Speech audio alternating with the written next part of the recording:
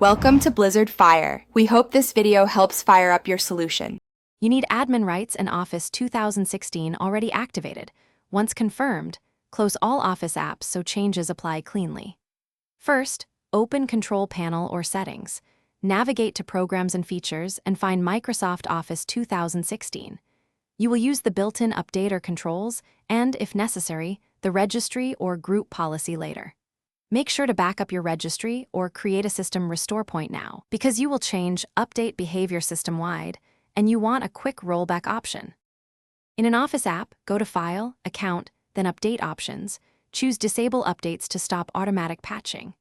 You're doing this because Office's internal updater controls the background service that pulls patches. If the Disable option is missing, run the Office Click-to-Run service tool elevated, or use an elevated command prompt to run sequenced or relevant Office repair commands. Once done, verify Windows Update settings do not re-enable Office updates, and note that manual updates remain available from the same account menu. Finish by checking Task Scheduler and Services for any Office update tasks. Stop and disable them if present. If Office still updates, import the Office 2016 admins template and set the policy to disable automatic updates, or edit hklm/software/Microsoft/Office/16. 0/common/Office update and set enable automatic updates to 0.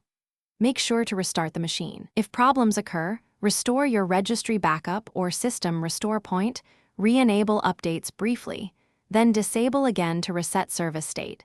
This fixes stuck updater states. Thanks for watching. If you found this helpful, don't forget to like and subscribe.